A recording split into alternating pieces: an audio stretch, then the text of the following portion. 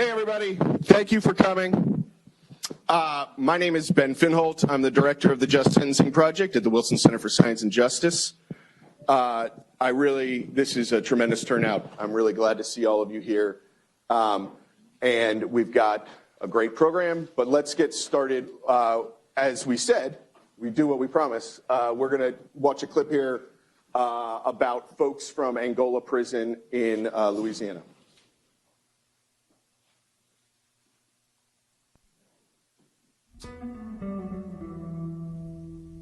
When I was sentenced to life in prison without the possibility of parole at the age of 22, my young mind didn't really understand it. I thought I'd get a chance to go home after a decade. Many years ago, Louisiana had what they called the 10-6 rule for lifers. After you serve 10 years and 6 months in prison, staying out of trouble, working hard, the warden would recommend you for parole and the board and governor would release you. That's the way it was for most of the 20th century. By the time I arrived at Angola in 1987, I learned that things had changed. The changes were set in motion in 1972 when the U.S. Supreme Court ruled that the death penalty was unconstitutional. Louisiana and other states rushed to make sure that people formerly on death row wouldn't be given any chance of release. 10-6 was brought to a halt and lifers were blocked from parole. There were other changes going on at the time, too. Politicians were running tough on crime platforms, saying the solution to the crime problem was giving people long sentences to make sure that they never return to society. They took discretion away from judges and parole boards and imposed long mandatory sentences instead. In Louisiana in 1979, just 1 year before I was arrested, lawmakers abolished parole eligibility for us lifers altogether. Guys who thought they would eventually have a chance to go home if they had shown the capacity to change and be rehabilitated were suddenly faced with a new reality. Life in prison, death by incarceration. Lawmakers kept growing the list of offenses that could get you mandatory life in prison without parole, from murder to selling heroin or acting as a getaway driver during a robbery gone wrong. By the time I reached Angola, the number of lifers sentenced to die in Louisiana prisons had doubled in less than a decade. 3/4 of those sentenced to life were black, like me. We were condemned to die on a former plantation where our ancestors had been enslaved. There is no doubt that most of us have done some terrible things and made terrible mistakes. There are some of us that were wrongfully incarcerated. Either way, without a chance to return to society, we are lost to the world. After 20, 30, or even 40 years, regardless of whether we changed or found ways to redeem ourselves, we are still here. Today, there are nearly 5,000 of us serving life without the possibility of parole in Louisiana. There are more of us per capita than any other state in the country or any place in the world. Many of us are old now, so old and so sick that Angola had to create a hospice program. A lot of us are volunteering to the hospice program, nursing people who, just like us, came here young and are dying in prison. Hospice gives us a glimpse of what we are headed for. When I first got to Angola, there was only one cemetery, Point Lookout, but now there are two, and the second one's almost full. Most people only hear about us when crime happens, but we have changed. And we invite you to sit with us now, decades later, to meet the people we have become.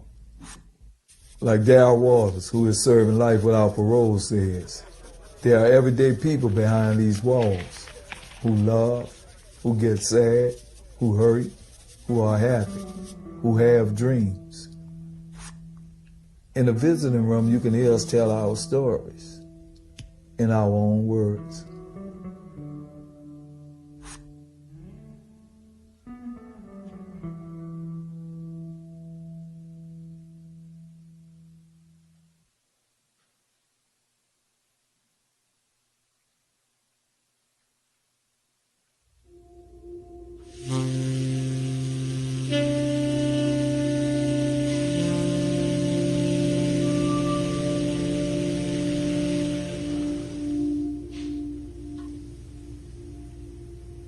The worst part of Angola for me today getting up and still being in Angola. Waking up and still being in Angola. That's the worst part. Knowing that I'm a changed man, knowing that I have the skills to go be a better person in society, knowing that I want to do better in society, and knowing that I can do better in society, and not having the opportunity to do that because I have a life sentence without parole. And I think every man that's going to sit here in front of you today, they're going to tell you the same thing.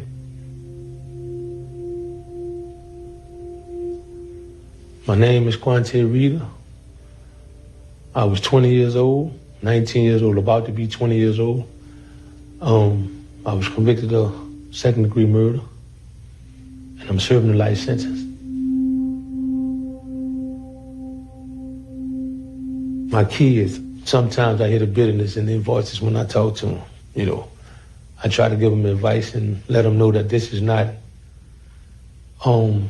something that they want to try. This is not something that they want to do. This is not something that they want to be a part of. Do the right thing so you'll never become a part of this. I just try to give them some of the advice that I never got.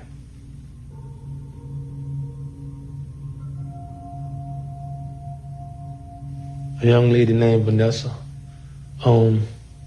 She was my girlfriend on the streets, and she's been here for almost this entire ride. I praise her for being the person she is and being the woman that she is and being the woman that she's become.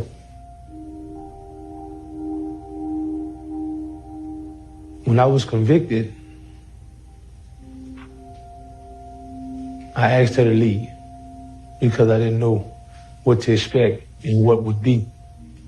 You know, I got a life sentence, and she was young, I was young, you know. But eventually, a few years later, about maybe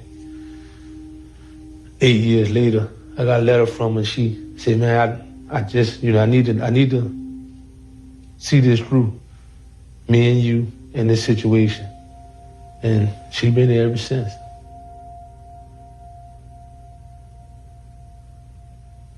I don't know. Maybe if she wouldn't have came into my life, maybe I wouldn't have made the turnaround that I'm sitting here, you know, representing right now.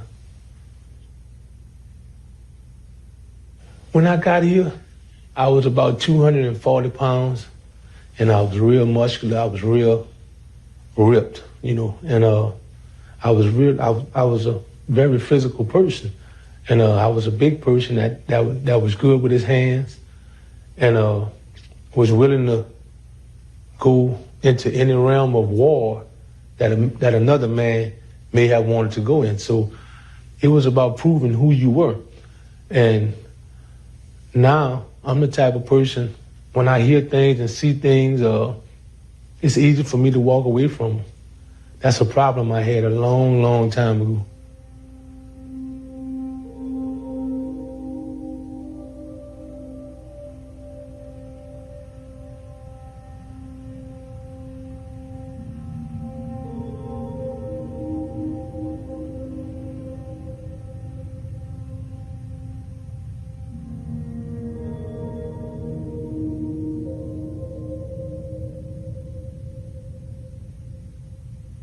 So I decided that I want to try this trustee thing. You know, I haven't been in trouble in a while. I'm gonna fill out this paper and see if I can get a trustee status. So they kept denying me. They denied me 9 times. And so I said, well, I'm gonna try it one more time.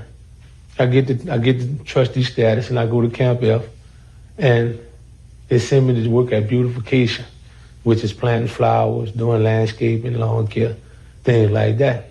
I love planting flowers. I can tell you what soil, what flowers, what's needed, annuals, perennials, what's needed to be planted this season, that season, and then the other season, when to take it up, when to put it back down. So from beautification, I wound up going from beautification to working in the administration building. Job I never thought I'd have because I was too messed up when I got here. But working in the administration building is one of the most prestigious jobs you could have. Then from the administration building, I went to the training academy. I like doing personal training. And they actually gave me a job in the training academy doing personal training for the officers.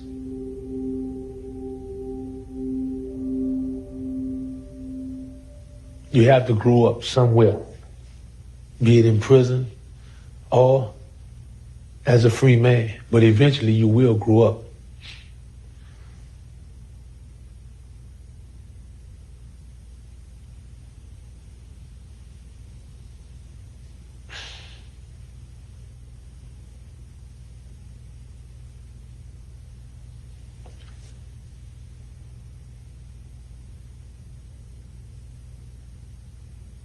It's hard, it's hard.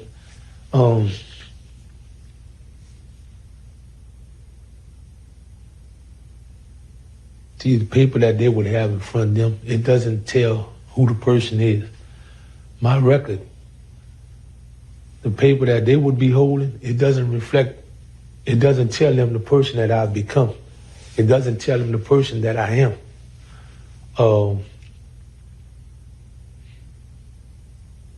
There's a lot of good things I want to do when I go back out into the world. And I believe that I'm going to go back out into the world.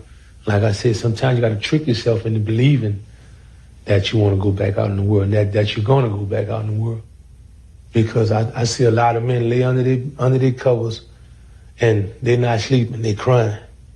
You can hear them sometimes. You can hear men wake up out their sleep from having nightmares of knowing they're going to die here.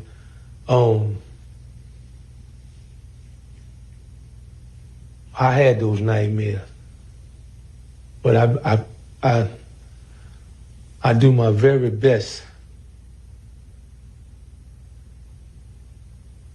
I trick myself into believing that I'm going to get out. And that's what I wake up for. See, I harness things of good things, my kids, my fiance, my mother, just all kind of things. You got to put that in front of you and look at it and focus on it because it'll mess you up.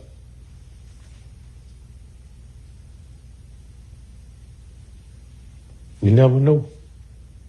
You don't know if you're going to wake up. You don't know if you're going to ever get out.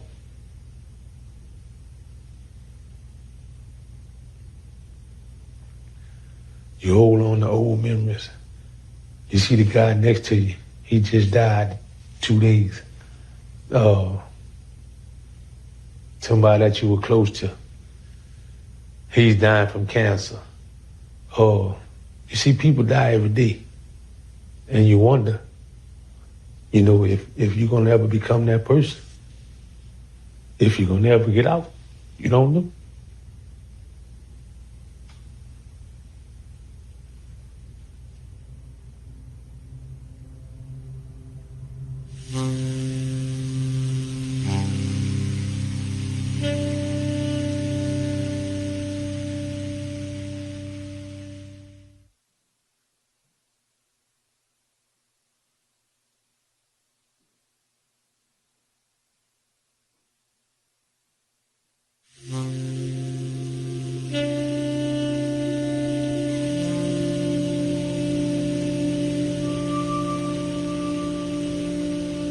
When I come here, I was 17. I'm 80 years old now. Right. Yeah, I survived. So did. I wonder how I survived. I had a tough time.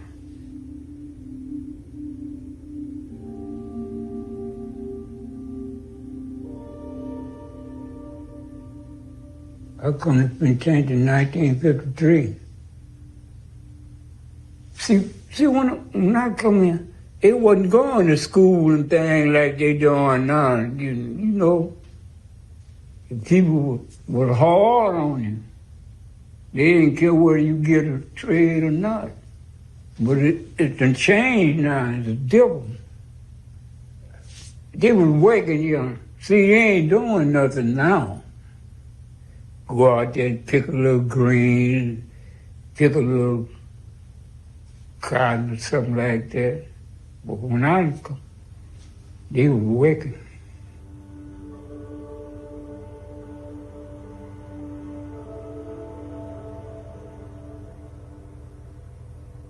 Well, I still can do work, you know, I mean, enough to get by. Right. I'm only 81 years old.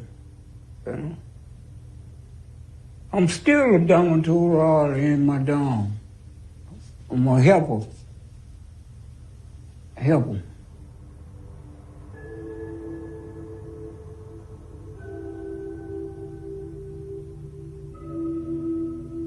I got point here.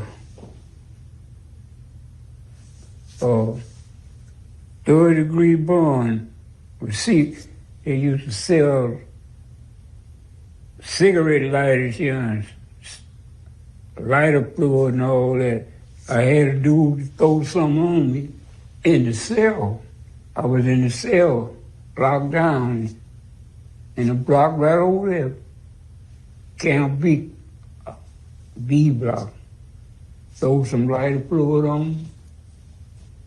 Boing. At the time, I had been out of the shower, and they were letting them out the shower, out the cell. Well, some know he had the lighter fluid in the bucket and had it lit up and he dashed it in my cell. Home. Well, hit me and bounced over and had 3rd-degree burn. 1/2 of my body. I'm lucky to be living there. And I went to New Orleans and stayed in the chatter for a few years.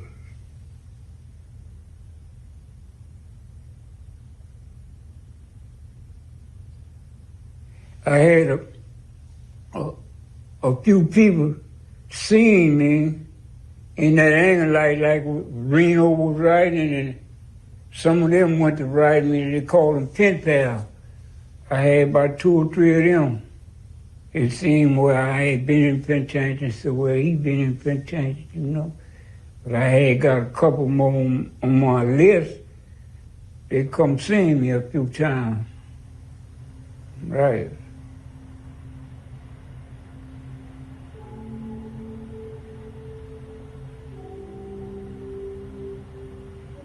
Was for.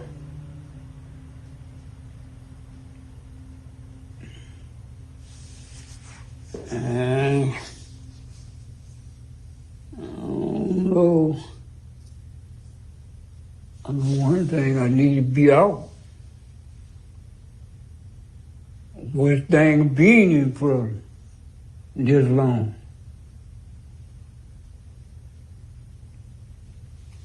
I'll go somewhere and make me a living. I'm sorry again. Yeah. They say the older you get, the more you learn. Well, I've learned a lot of things, you understand? So,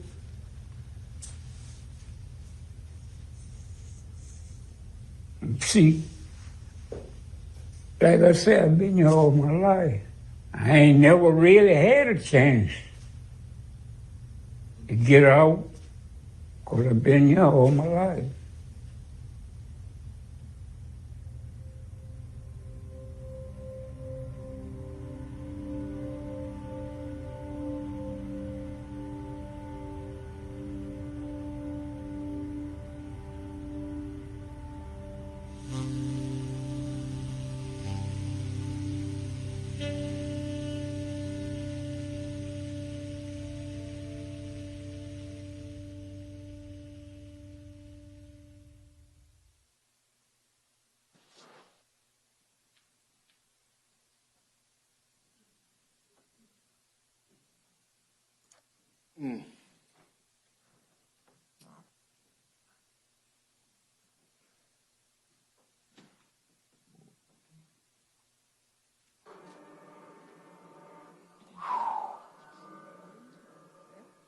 Well, that's a lot, obviously, to take in. I think one of the things I was looking forward to with this is that we do get to have a local contrast.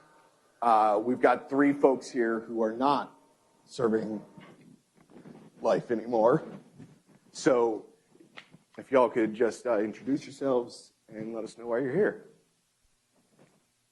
Ladies first. Gee, thanks. My name is April Barber, and I am here hopefully to open your eyes as to why another person should not be sentenced to life without parole or life in general as a teenager. I was 15 when I entered the system, and I will be 47 in November, so I spent a total of 31 and a half years incarcerated. My name is Anthony Willis. I was incarcerated when I was 16 years old. I served 26 years in prison. I'm 43 years old now. I was released on March 24th, 2022. In 2 days, it would be 6 months that I've been out.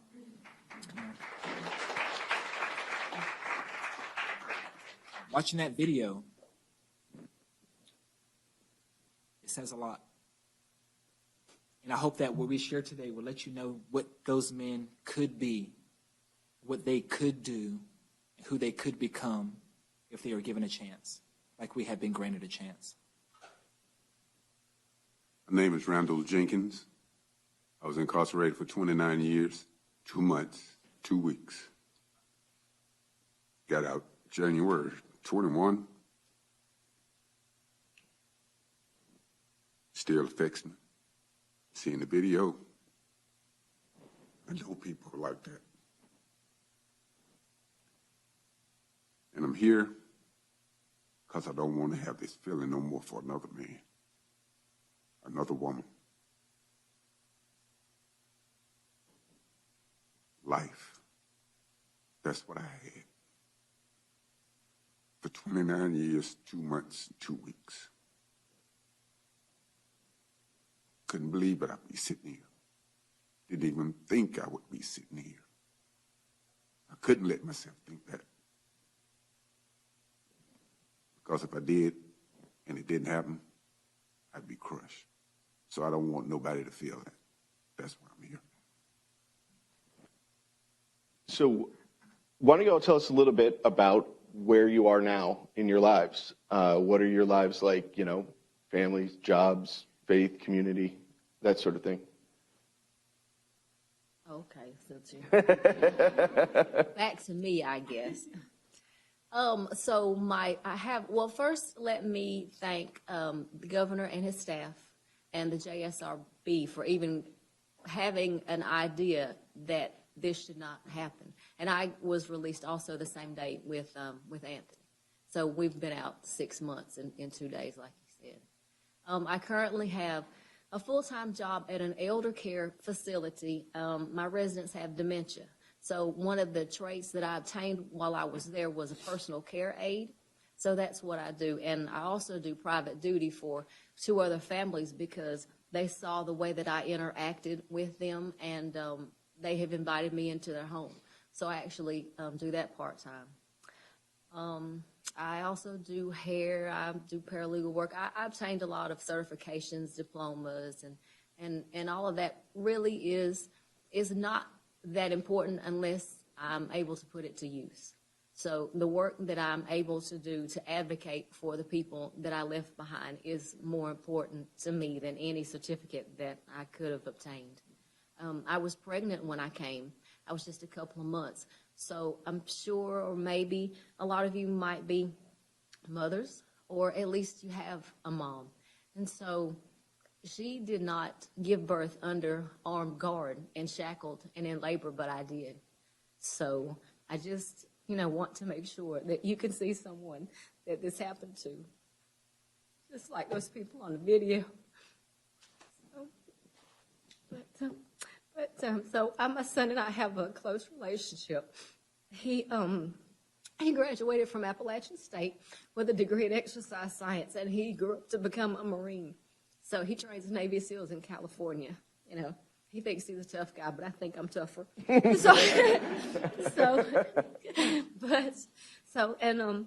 Fortunately, I have met a lot of people along the way who advocated for my release. One is sitting up there. And, you know, I just want to be able to go back and, as I say, go get the ones that I left behind that deserve the same opportunity and chance that I was afforded by the state. So that's another reason why I'm here and what I'm doing today. Wow. How do you follow that? So what am I doing now? Well, I wouldn't be doing anything without Governor Cooper, his staff, the Juvenile Sentencing Review Board, and those from Duke Law School for believing in me in April, for having the ability to see our potential, to be able to see that we have matured since we were 15 and 16 years old, to see the steps we took to better ourselves through self-enrichment programs, academic achievements, refraining from disciplinaries. When you're in an environment, you have a sentence that gives you no hope, tell you you're going to die in prison no matter what good you do, no matter who you become, that you will never be good enough to be re-entered into society. There is no motivation, no incentive to do good. You have no reason to stay out of trouble. You have no reason to not use drugs. You have no reason to not join the gangs, unless you have something inside of you pushing you towards something better, to have that hope. And I'm so grateful for the governor, his staff, and the Juvenile Sentencing Review Board and Duke Law for seeing that in me in April, and for Randall, and allowing us to have another opportunity in society. And now I want to use it for good. Right now, I'm an administrative assistant for a company called GlobeNet Telecommunications, but my passion is my part-time job called Insecure, and we advocate on behalf of those who are incarcerated for the fair and humane treatment of those who are incarcerated. That's my passion. Like I said, I was nominated to be the program director / consultant. So I act directly with those who contact us through mail or through text to let us know about the treatment that they are receiving or the inhumane living conditions they're experiencing. And it's up to us to go through them, verify them, and to report it to the proper authorities if it's something out of our hands. But I do those things because I want them to know they're not forgotten. I don't want to ever forget those men and women we left behind, because they're sitting right there on the bed right now, probably waiting for count time, wondering if they will ever get out of prison, maybe losing hope, but they don't know that there's 3 people right here, and there's a room full of people right here who are thinking about them, who want something better for them. Also, I help with like a transportation service. I volunteer myself. There's a couple of elderly people who need transportation to the medical appointments, and they had no way of going there. I say, well, if my car make it, I take you. So 2 days a week, that's what I do. And I share all that to let you know that I just want my life to matter. I want to have purpose.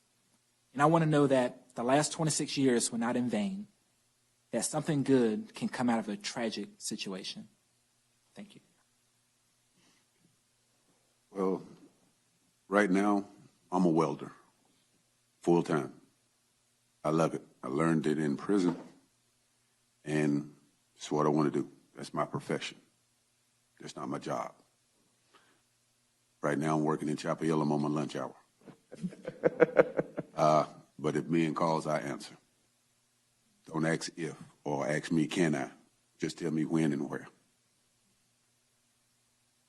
I got out January of last year, like I said.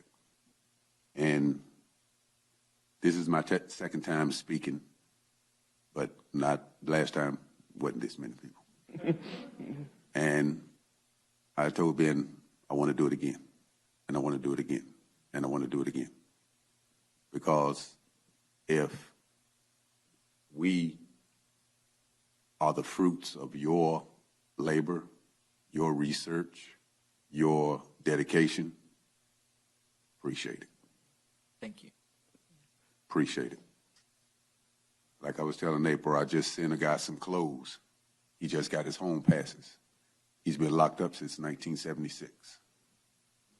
And this is his first time ever being able to go outside the fence. So I sent him some clothes. I ordered his shoes. They ain't got there yet. But like he said, I'm not going to forget the ones that I walked out the fence and they were still in there. They called me. I accept their call no matter what I'm doing. I stop. And I accept their calls. And I'm not getting used to this thing.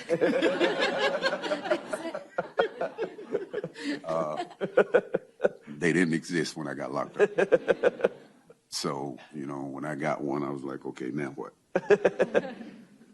But I just want to continue to help those that are still in the fence. Because like you said, they're probably sitting on the bed waiting for count time and just existing. I made up my mind to stop existing because that's what a lot of them in there are doing, just existing. They're not living, they're existing. They're a number.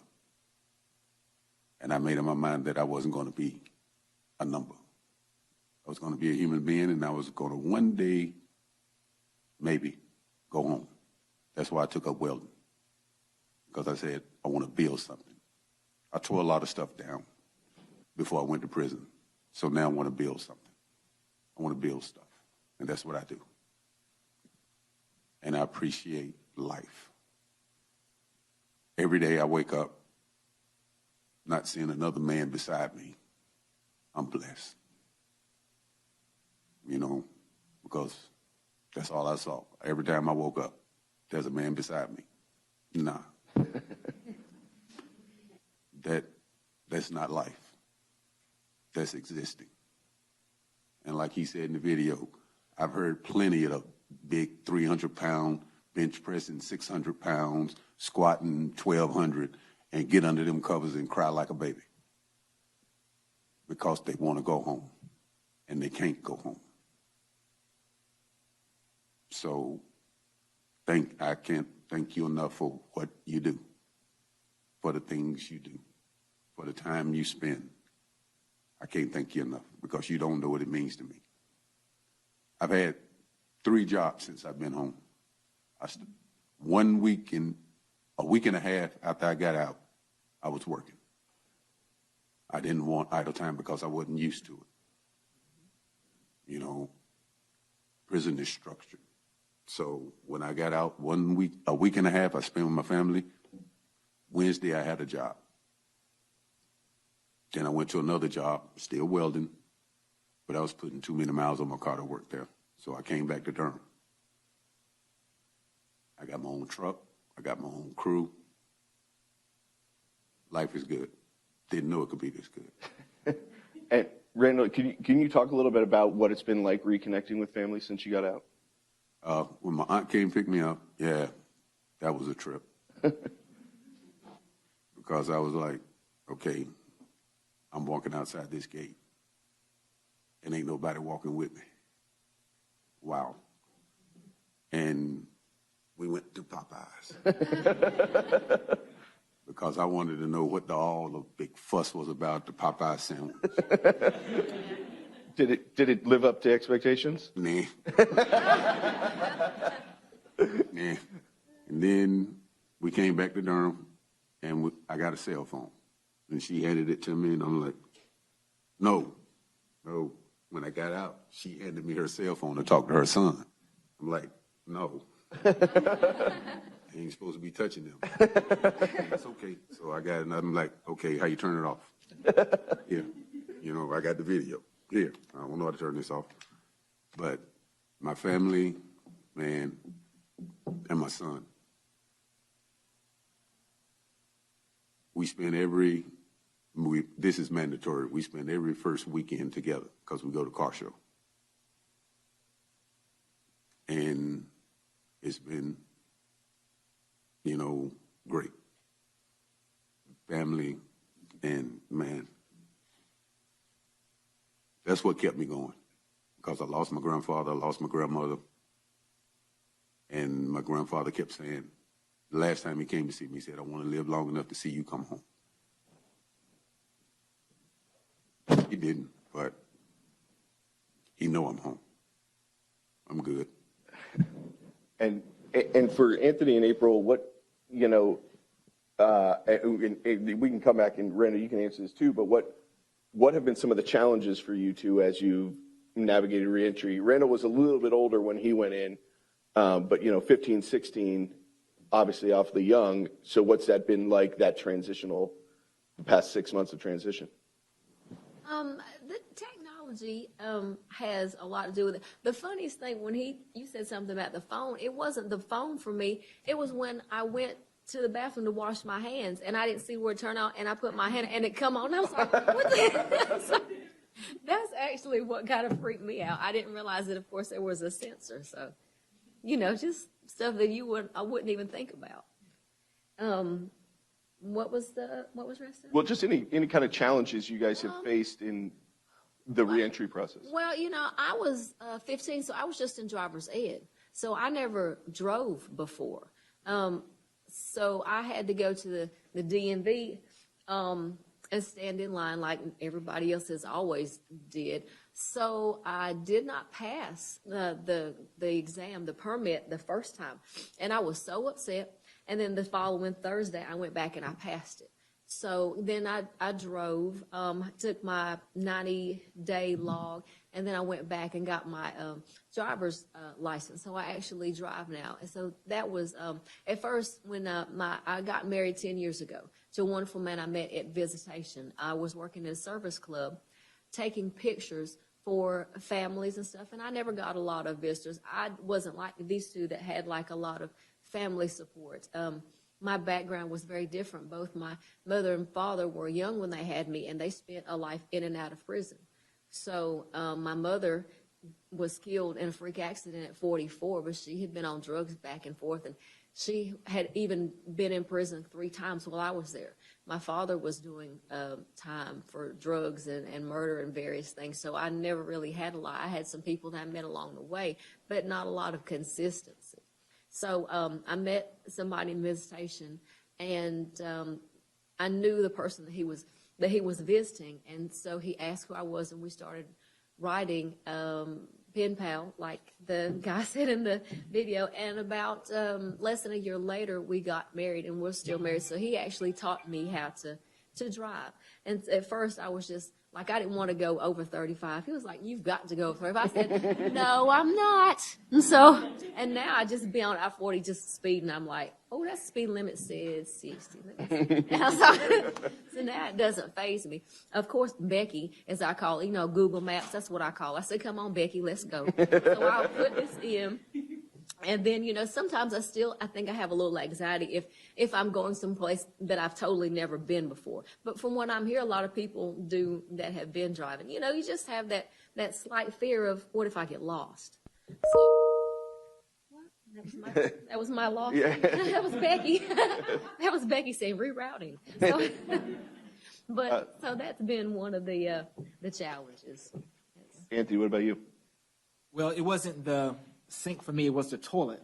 Because when it flushed on its own, I'm thinking, is someone watching me? How do they know I was finished at that moment? I'm serious, because I was trying to figure that out.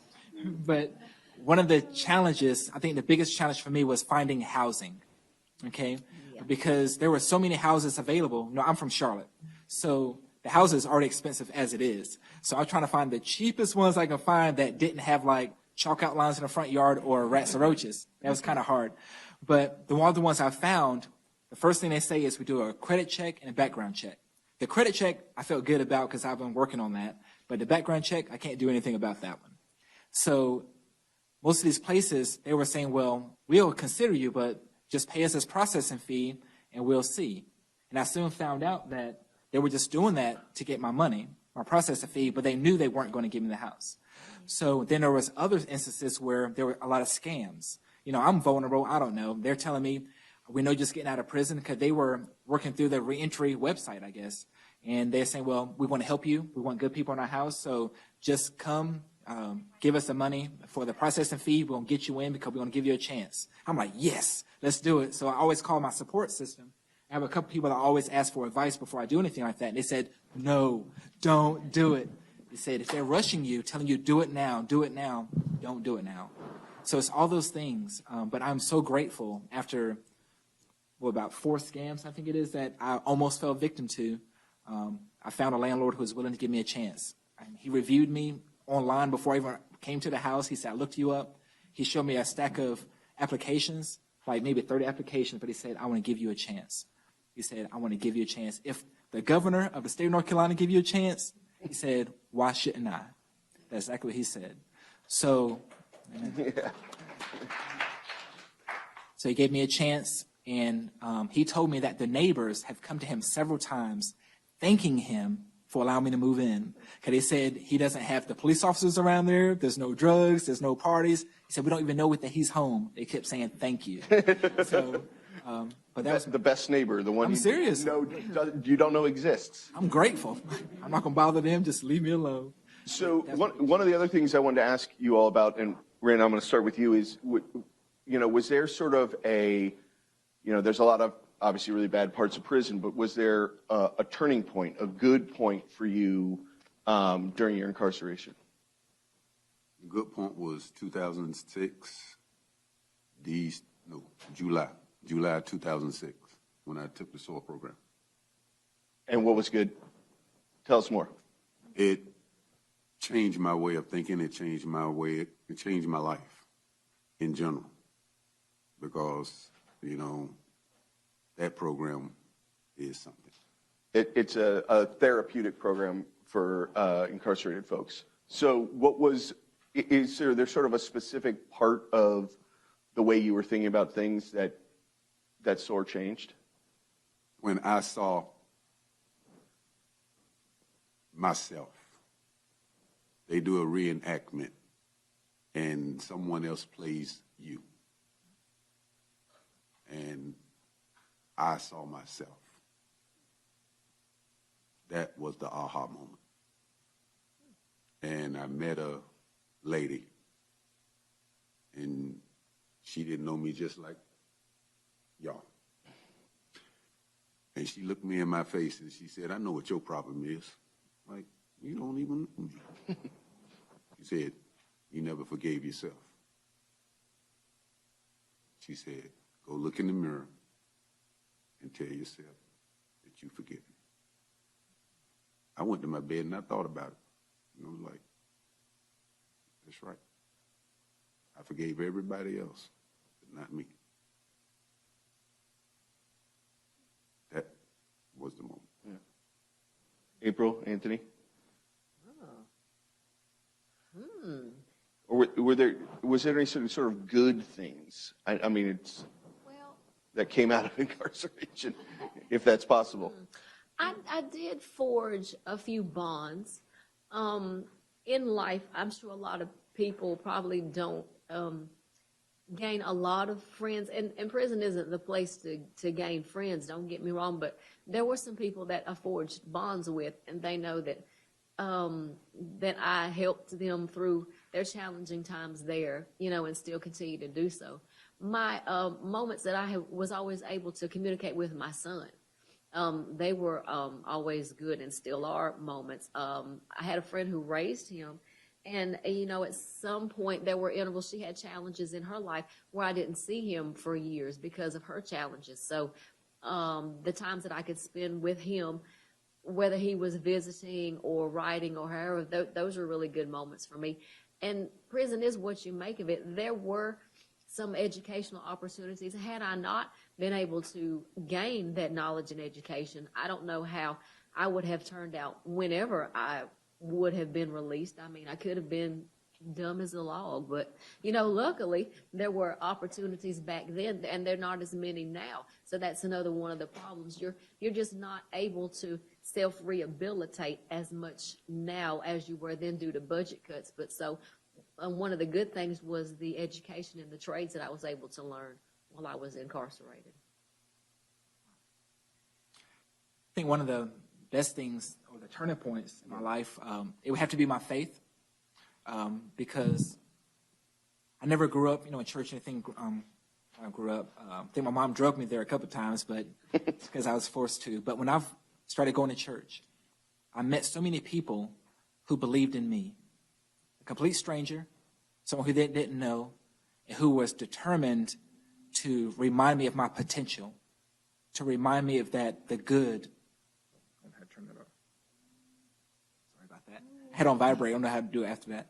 But who were there to remind me of my potential and of hope and forgiveness and redemption. And now when I go to different venues to speak at these places, that's what my message is always about. Forgiveness, hope, and redemption. Okay, that's something I've lived, something I've experienced, something I believed in, and still do. And whenever we have calls from guys from different prisons who called, matter of fact, today I rode on a bike for the first time in 26 years. I didn't fall. So I recorded it. There's proof. So I was a little nervous, and the car come by like, oh, slow down. But those small things mean so much. Going to your refrigerator when you want to. Walking on carpet. Oh my gosh. Opening your door. A bubble bath. Those small things that we take for Period. just a bath. Yeah, because all you do is take a shower. There's no tubs. Just those small things. Being able to go outside whenever you want to. Being able to eat whenever you want to. Talk on the phone for longer than 15 minutes. What you talking Without about? pushing. Yeah. Oh, man. All those things are so precious. The smallest things, being able to hold your mother anytime you want to. Being able to talk to them without an officer standing over you saying, you're too close, move your hands back. And it's your mom. Like, I can't hold my mother's hand during visits. And no. So the turning point, like I said, was my faith. And that was the pedestal that helped me to do everything else throughout my incarceration. Because I had so many men and women who believed in me, who kept nudging me to do more, to do better. And that's what my life was like. To do that positive person in the lives of other people. To, like, when I wrote and directed plays for the inmates every year, I had officers, community volunteers that come to me and say, you going to write another play for next year? I'm like, I guess I have to. Because I wanted to give the guys a mental vacation for at least an hour, something for them to look forward to during the holiday seasons, because it's a time of depression, loneliness, heartache. So I can give them an hour to laugh. And it was worth it to practice for 4 months for that hour. So I know you're in school for law school. I'm not sure how many years you have to do, but those years that you're learning about the criminal justice system, it can mean the world. It can literally change the lives of so many people. If you only change the life of one person, it's worth it. It is worth it because they'll never be the same. The world will always be better because of that one life that was re-entered to society. So thank you. And if one of my favorite stories is the last infraction you got. Can you just tell what you got an infraction for? Yeah, with the note. What do you mean, oh, me? Yeah, I was a bad boy, yeah. I got an infraction, it's called a C11 for misuse of mail. It's real dangerous, huh? Because, like I said, I'm a playwright, and we had a Easter play coming up, and the prison would not grant me copies for our Easter play. And whenever we don't have volunteers to come in, we will practice on a yard. Out in the recreation yard. So we didn't have enough scripts, so I kept asking officers, programmers, they would not do it. So I wrote one of our community volunteers a letter saying, will you please make me some copies, send it to me through the mail. I've never had a letter be returned except that letter since I've been incarcerated. And when it's returned, they said, you can't write a community volunteer. I said, well, I didn't ask for nothing bad. I just asked for a copy of a play. They said, you can't do it. We're going to put you in segregation for 30 days. So that was my only infraction. Yeah. In 26 years. Yeah. I got put in seg the only time in 29 years for a towel. Was it a good towel? I had an extra towel. Was it fluffy? Oh. State-issued white towel. Well, that means it wasn't fluffy. I got put in seg for 8 days because I had an extra towel. And why did you have an extra towel, sir? Because I was the welding teacher's assistant, and I grind metal, and I weld metal, and I'm dirty. And you get one towel On Monday, you change clothes again on Thursday. You think I'm going to wipe with the same towel from Monday to Thursday? Ain't going to happen. I had an extra towel, and I went to the hole. Well, these guys are saints. Look, I haven't had an infraction in like 16 years. Before that, I had a slew of them. We ain't got enough time this for me to tell you what all I did. But from 15 to about 27, I wilded out, just know. So, Yeah, that's to be expected because, you know, you got to survive. Because when I first got locked up, I went to Central Prison. You heard the war stories. When I first went to Central Prison, I was processing. Officer told me where to go. I set my bags down, I put my back to the wall, and I just stood there and I looked around. Friend, dude, I call him a friend now, dude came up and said, "Oh man, what's wrong with you?" I said, "I'm ready. Let's do it. I'm ready to fight. I'm ready to survive." He said, "Man, put your stuff in your locker and come on." But yeah. you had to survive. I went to Caledonia. You get off the bus. The officers are escorting you off the bus, and the officers are telling you, if you ain't got a knife, get one. That's how I was living. And Anthony, I know, I mean, you had some similar, I mean, going in at 16, and don't take this the wrong way, you're not a 240-pound ripped man. Really? Sorry. You're ripped, just not 240. So, is it you? No, I think it's go ahead. Well, I can tell you the first time when I realized that I probably don't belong in this environment was I was sitting on my bunk. I had my feet dangling off my bed. Everybody around me had the music blaring, like to Tupac, Biggie. And I was listening to TLC Waterfalls. Don't go chasing water. My feet was swinging. I said, you know what? I don't really fit in this environment. But it was hard. Like I said, there's so many people who gravitate towards you when you're a new inmate. When you first come in, because they want you to affiliate yourself with someone, whether it's those who use drugs, gangs, lewd lifestyles, or religious groups, or something, you know. Or you have the group of people who want to stay by themselves, which not really the best idea in most cases.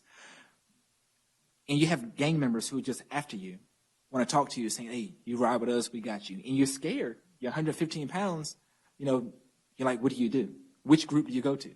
You have people come to you, "I want to help you." You're thinking, what do you want? You heard all the stories, you know? So I'm little, you know, I can run fast. So, I mean, I ain't worried about them catching me, you know. But I remember the guys would come to me, and I never told the gang members no, because I knew that if you reject them, the response was going to be, You're marked. right. So what I would do was I started immersing myself in activities.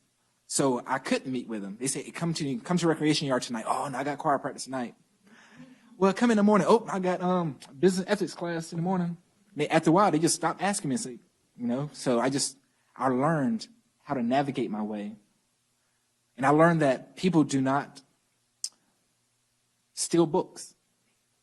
People fight over the TV, card games, sports, but they don't fight over books. So that's what I did. I spent all my time in books.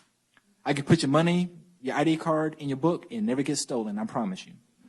It's the safest place. Leave it on your bed. It is. Be there when you get back. But if you leave your radio, a comb, a noodle, It's gone. it's gone. But a book.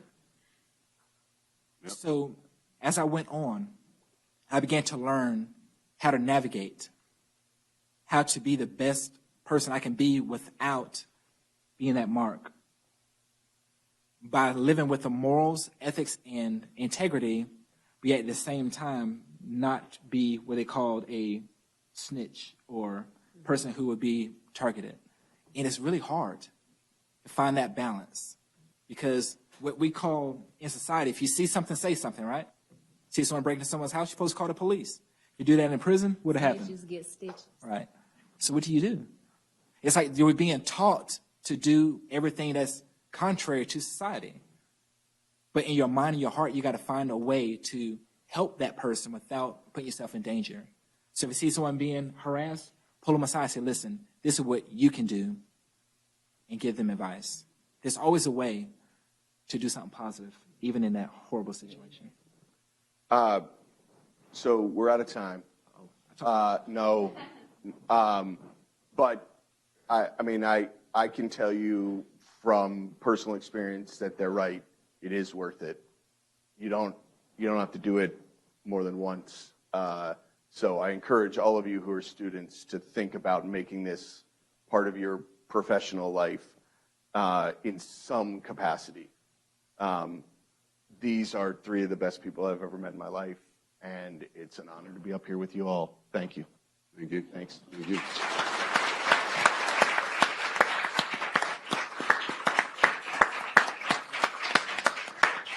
No. You sit. We stand. Thank you.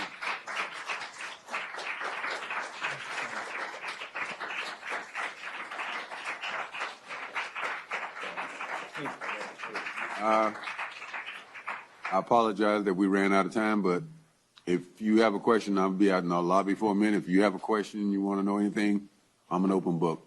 Me too. Because I don't want you to go away saying, okay, what if I'd ask this? What about I'll be this? standing out here for a while. I want to